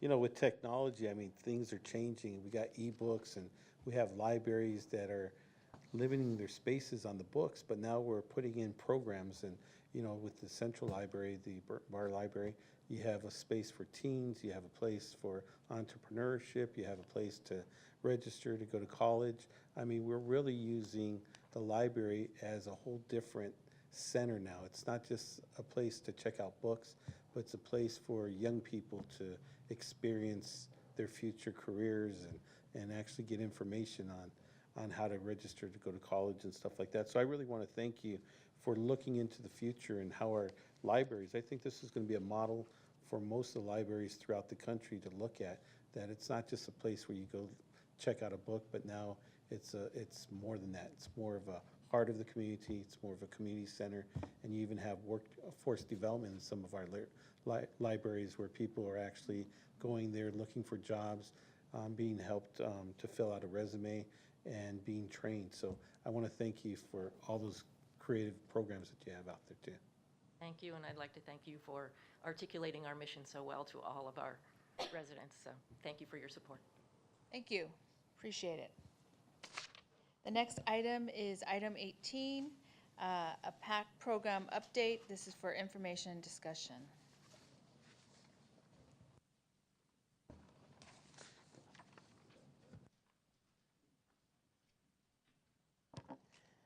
Good morning, Chairwoman Pastor and members of the subcommittee. We're pleased to provide you today with an update on the Phoenix After School Center program. With me today, I have Deputy Parks Director Cynthia Aguilar and one of the leaders of our program here in the Parks Department, Yvonne Pastor. So I'll turn it over to them. Good morning, Madam Chair, members of the subcommittee. We'd like to start out by providing you with an update on the Phoenix After School Center programs. We will refer them as PAC throughout our presentation. PAC is an after-school recreation and enrichment program provided by the Phoenix Parks and Recreation Department. School-aged children 6 to 13 years of age are provided with a safe and supervised environment from the time they get out of school until 6 p.m. Monday through Friday. During these hours, children participate in a variety of structured, age-appropriate activities. To maintain quality and programming consistency, all PAC sites coordinate activities that incorporate 5 key program components. Educational enrichment, nutrition education, physical activity, arts and cultural activities, and peer and social interaction. While Yvonne will get more into the programming parts of this shortly, I'd like to point out that the education activities are also planned to align with the state's Educational Common Core standards as closely as possible. And we also manage a very successful nutrition education program called NEAT. It is a grant-funded component of PAC, and it's offered at qualifying schools throughout the school year, as well as community center sites throughout the summer that are summer feeding program sites. During the 2013-14 school year, PAC was offered at 44 schools that fall within 16 school districts. More than 3,300 youth were served in the programs last year. Fees for the PAC program range primarily from $30 to $65 a session. There are 4 sessions in a school year. The fee structure is based on the percentage of students that qualify for free and reduced lunch programs at each school. There is a scholarship program that's offered for families that may be in financial assistance or in need of financial assistance. Last year, over 500 scholarships were awarded, totaling more than $14,000. These funds are not general purpose funds. They are provided through private donors, school districts, and grants. With that, I'd like to turn it over to Yvonne, who's going to get a little more into our partnerships and programming aspects. Thank you. I'm going to speak today primarily about our partnerships for this year. As Mr. Valencia had mentioned earlier, under the auspices of the Read on Phoenix initiative, the Parks Department, PAC program, and library and the Youth and Education Office partnered this fall to bring an after-school model of tutoring to 4 partnering PAC schools with a $50,000 contribution made by the Arizona Diamondbacks charities. The Baxter's Clubhouse concept provided students with free books, incentives, and small groups of 10 to 20 participants tutored by trained city staff twice a week for a total of 4 to 5 hours per week. Children who attended the tutoring sessions showed a higher level of improvement. Almost half of our students originally targeted for the tutoring program are now reading well enough that they are no longer considered at risk. Another partnership that we are with is the Fit Phoenix program and the Office of Youth and Education, Maricopa County Department of Public Health, and St. Luke's Health Initiative, and that is to explore the collaborative strategies to assist local schools with keeping their fields and playgrounds open beyond the school hours. It's the joint use agreements.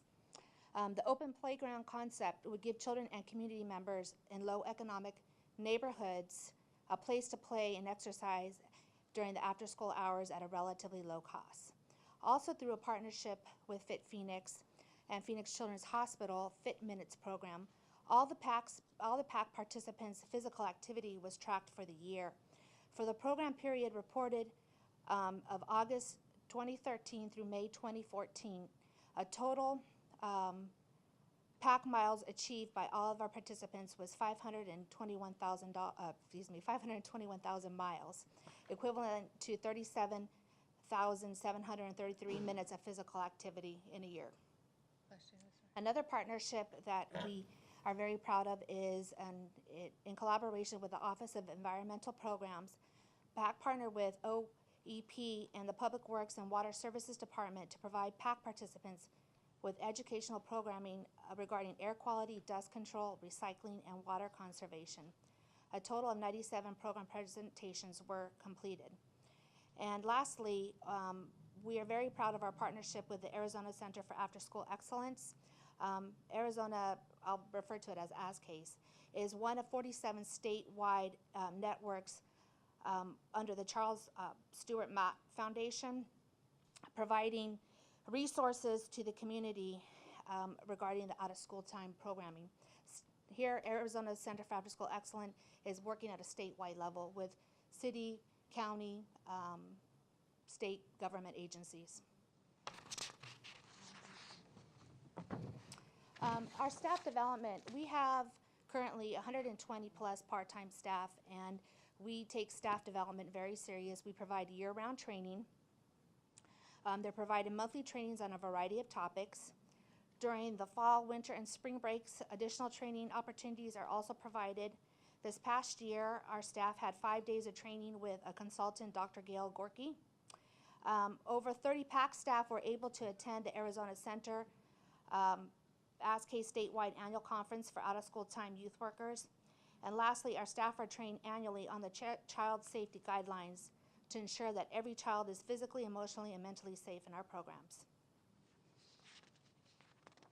Moving forward for this year, we are working again with the Youth and Education Office to contract a curriculum specialist to review the PAC planners to ensure activities are aligned with Common Core standards. We're also working with the Arizona Center for After School Excellence to review and adopt the Arizona statewide quality standards that ASCASE and Valley of the Sun United Way have collaboratively worked on. PAC will continue with working all of our current partnerships and will obviously seek new, and our fall registration will begin on July 17th. That concludes our presentation. I just want to mention that Yvonne works closely with the team of rec coordinators who manage the 44 programs, and it takes a lot of coordination, and they do a really good job. Again, registration starts July 17th for any families watching at home, and with that, we'd be happy to take any questions. Councilman Nowakowski. So how do we recruit the families, or how do we advertise the PAC programs? Is that through the schools, or how do we do that? Go ahead, Yvonne. It is through the schools, predominantly through the schools, also at all of our community centers, online as well. But predominantly it is through the schools and the school districts that we work with. And then we talked about the tutoring program that Mr. Valenzuela talked about earlier. What are the 4 schools that are involved in that? Currently, it's Riverside Traditional, Griffith School in the Balt School District, Clarendon in the Osborne School District, and Tomahawk in the Cartwright School District.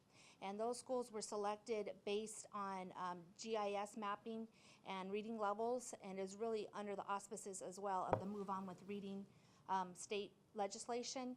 We targeted schools where students were deemed falling very low behind. Just for those individuals watching, what's a GIS system? Well, the GIS mapping It's the Geographic Information Systems Mapping. has all the data. Perfect. And, one of the things that we heard, especially when I was first elected, and we had to cut some of those programs, the parents, they would come out and say basically this was their safe haven for their kids for after school, that a lot of parents had to work 2 jobs, and their kids would come home to an empty house, that the PAC program was their place where they felt safe, they felt that somebody was there to care and help their kids. So saying all that, how many of those programs have been restored or from that cut back in 2010? Well, in 2010, 75% of our program was cut, including all of our summer programming. Currently now, we are now at 44 PAC sites, of which 42 are general funded and 2 are full cost recovery sites. So back in 2010, how many PAC We were at sites? 85. 85. So we're down more than half, right? Yes. And in the future, do we see those coming back, or? Right now, we're at full capacity with the budget that we have currently, and there is a process. If schools are able to help raise those funds or come up with some of those funds, that we can have them asked to restore a site or some assistance with doing that. But right now, we are at capacity. And seeing that this is such a great, needed program, how can we do better as a city? Or what can we do to help you all out to do better? I'll let Yvonne add to this, but I know, funding is always key if we want to get back to fully restoring some of those sites that we came out of. We can look for creative partnerships in new ways. And then also just to continue enhancing the quality of our programs now. Something new that Yvonne mentioned that we're getting ready to do is bring on a curriculum specialist. So while internally in-house we've been working on curriculum planning, they plan in the summer for the whole year, the next year. Curriculum specialists could really look at the quality of the activities that are being performed and further enhance programming as well. That's, just the training for your staff, that's great. What a way to make sure that we have the best qualified staff out there helping out the most needy in our community. So thank you all for what you're doing. Thank you. Thank you. I have a question. The question goes with the libraries, and how can the STEM activities somehow be incorporated in the future with the curriculum? Well, we have a very strong partnership with the library, so I will be having those discussions following the meeting about potential staff trainings and how we can incorporate some of those activities in our program. And then I saw on one of the slides, it said the environmental and I'm not sure what. OEP? OEP. I was wondering here also just to figure out how we incorporate some knowledge or education for students around water, working with the fire department, and maybe even there's some activities with the police department to infuse somehow in the curriculum water safety, stranger danger, items like that, just to reinforce what they're learning in the school, but also just to reinforce the danger of water. And if I may speak on that, schools that we have an assigned SRO, we work hand in hand with those officers to provide some programming at our PAC sites. And we can look further, in addition to the school resource officers that help us provide some of those at the sites, we can look further at making sure it's incorporated into a regular routine at the sites as part of the key program components. I think it's just important. We've had a number of drownings And so I just think if we have the opportunity and the audience to reinforce it. How do you engage parents? Well, at the school level, we attend all of parent meetings during the school days and the evenings. We're at every open house, every evening where there is a school function, we participate. We really try to become a part of that school dynamic. Good to hear. You guys are doing wonderful work. So thank you very much. Appreciate the update. Thank you. I have, at this moment, oh, I'm sorry, you guys. We have comment cards. Are those called the public? No, these are for item 18. So Jerry?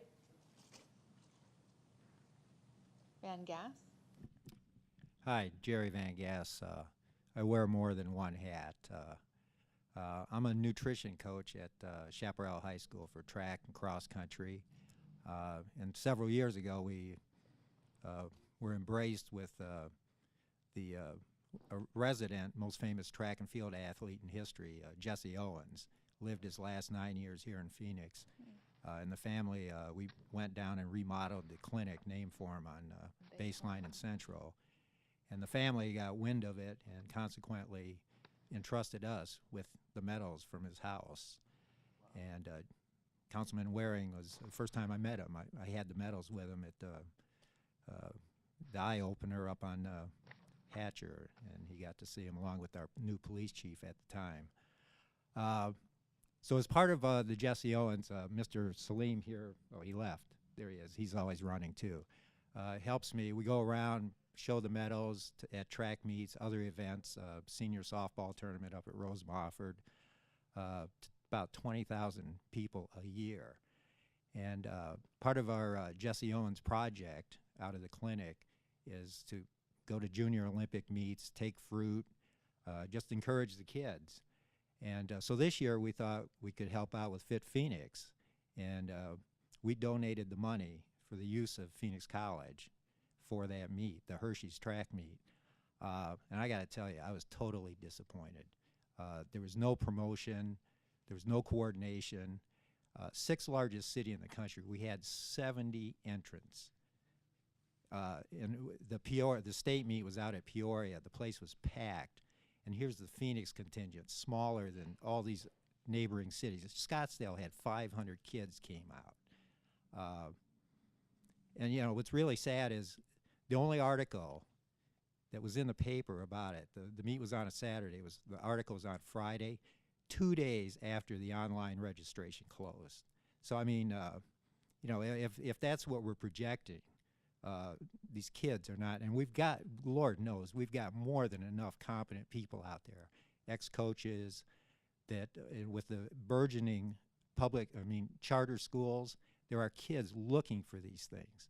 We've got to do a lot better job of coordinating this because, you know, the talk's fine, but we need to walk the walk. Thank you.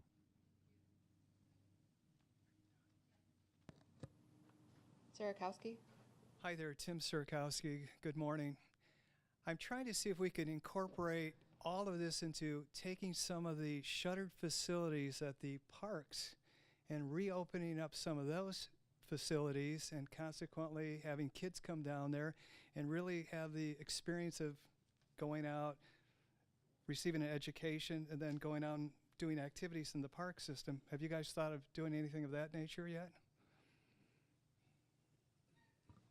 We do have, the Parks Department does have many programs within the recreation centers that are offered, and so there are a lot of those kinds of things happening at the actual centers. Yvonne also talked a little bit about the partnership to look at how to use some more of that open space during the after-school hours as well. So there are conversations happening and some things in place already that we'd be happy to talk with you about. Well, that would be great because that's something that, you know, all these shuttered facilities that are not being used, we could put those facilities to great use.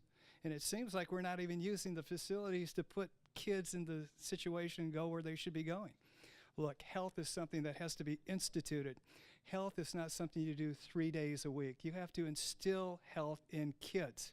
You have to make them want to go out and work out. You have to make them understand how important it is on their body, eating healthy, going out and exercising on a daily basis.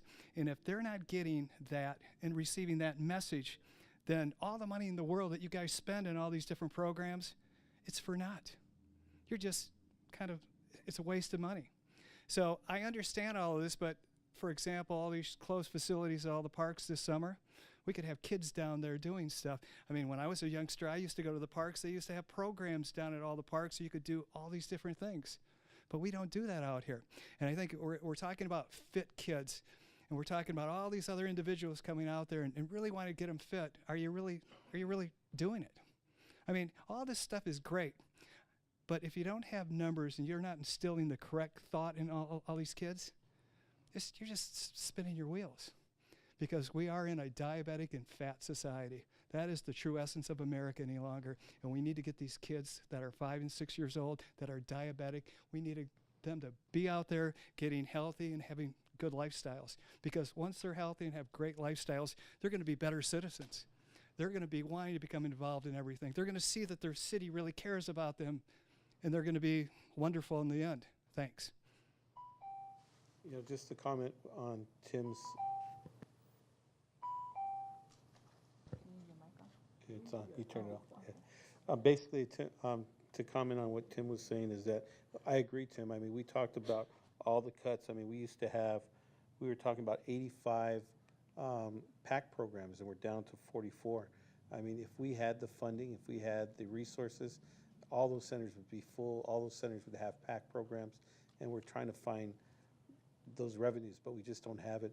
The last month, Cynthia and I had the opportunity to go around to different centers that were closed, and we actually walked in some of them with a program called Drug Elimination Program, and basically they're interested in one of the sites. So we're looking for individuals, we're looking for those nonprofits, those good groups that are out there that can actually take over a center where we don't have the resources, but we have the building, and turn those buildings over. In my district, we actually have a couple great programs. I mean, what we have in Smith Park with the duck program, it's incredible how it really changed that whole neighborhood around, and also working along with the different departments of the city. So I think our staff is trying to do the best that they can with the limited resources that they have, and I just really want to thank them for their continuous reaching out to the nonprofit world. Thank you. And Mr. Salim?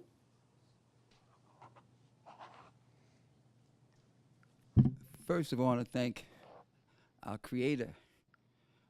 I thank the Creator and for blessing me to be in the presence of such dynamic people. You guys have great concerns and you have a great task on your hand.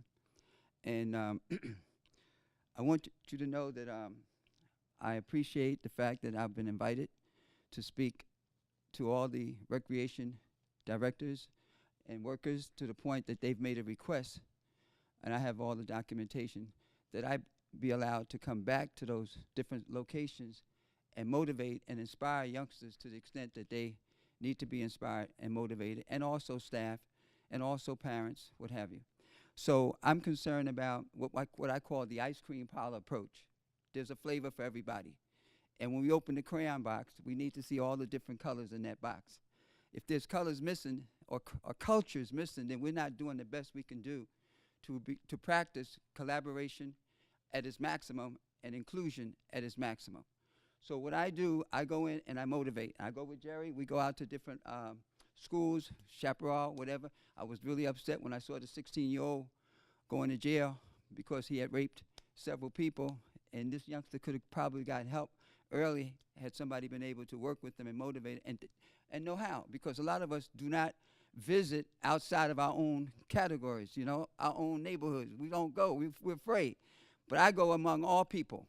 That's why I'm here today, because I'm not afraid to be around people who don't look like me, okay, or talk like me, what have you. So anyway, what I do is this. I'm going to give you a little demonstration, and this is why people want me to come to their locations. Today, I'm here as your special guest, but I want you to know that you are the best. Listen to me well as I bring you the facts. You want to get this knowledge, and don't you turn back.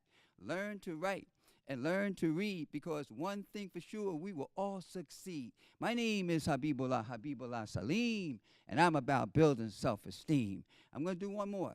Dope to a fool is a natural high, but dope is the way you will surely die. The mind to dope is like weeds to a rake. Now people using dope are trying to escape. The path to life is to stay on track, but those using dope, they seldom make it back. Now dope kills her and dope kills him. When you're hooked on dope, your life becomes dim. Now you could play it safe or you could play it cheap, but those using dope, they seldom reach their peak, and they think they're smart. They think they'll never die. But dope is so deceiving, it knows how to lie. So now take this advice and never use dope, because dope is for the dopes who have lost all hope. Reach for the stars and reach for the sky, because proper education is the way to get high. So you better think before you shrink, and then you sink. You have to have faith. You have to have faith. You have to have faith. My last statement, I'm willing to do it for nothing. Because you know what? One life we save is worth somebody working for nothing. I'm willing to do it for nothing, because I don't want my daughter raped. I don't want your daughter raped. I don't want a carjacking, a home invasion, all these crazy things going on. And if nothing will stop all of that foolishness and bring something about, then I'll do it for nothing. Thank you very much.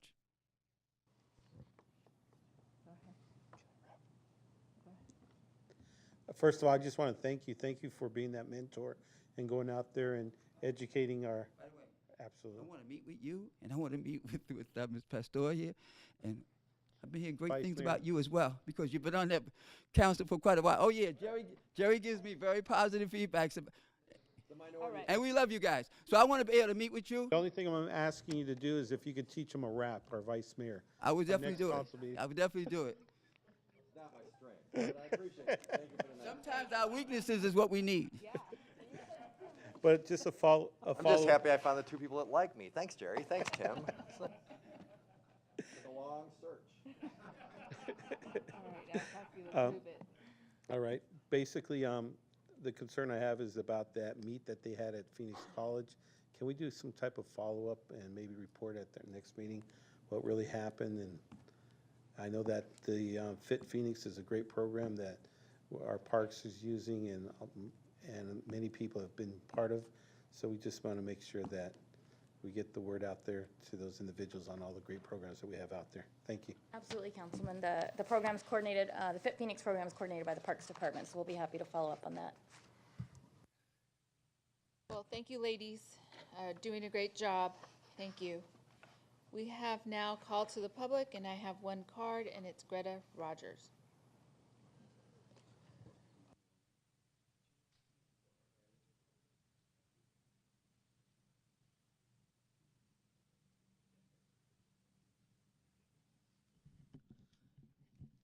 Good morning, members of the Parks Subcommittee.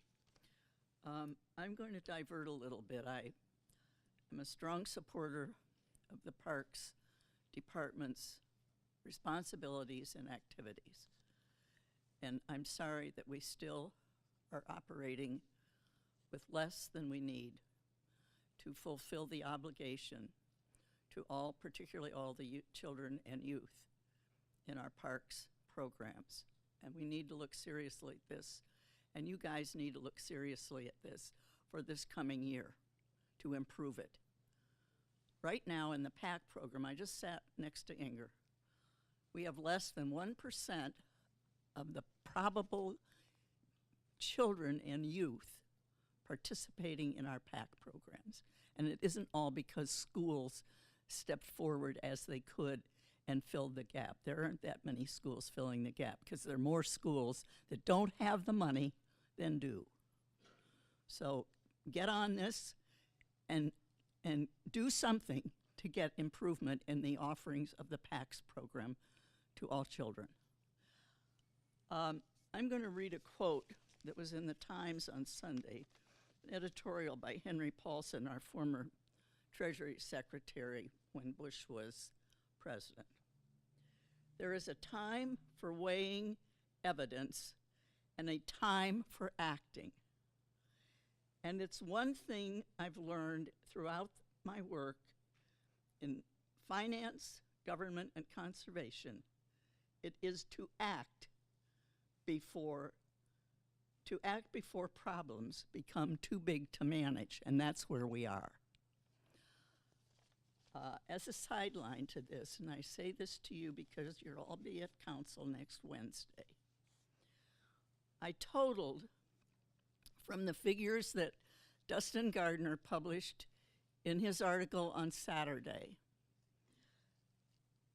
the figures that the city estimates, and that's your key word, are going to be made from the additional fees charged to gouge the public. The citizens didn't create this mess, but they're being punished for something they didn't create. The total comes to $19,170,009.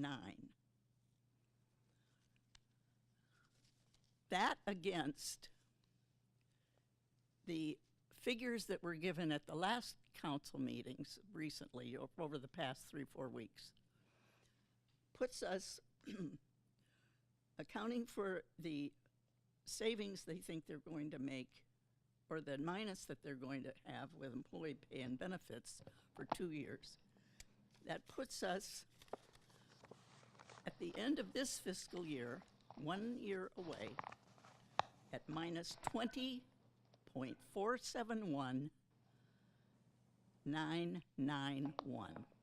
$21 million.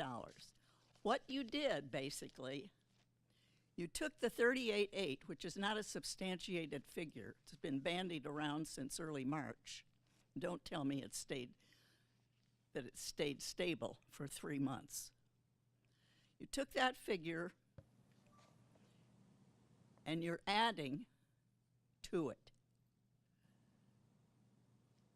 We are not going to improve. And if you keep doing this, we're going to be underwater, gasping for breath. Thank you, Greta. Do something. Share what I've said with you this morning, please, with your constituents who will, I hope, all be at the meeting next Wednesday and not by telephone. Thank you. Thank you. Anybody, I don't have any other cards for call to the public. Any requests for future agenda items? Meeting is adjourned. Thank you.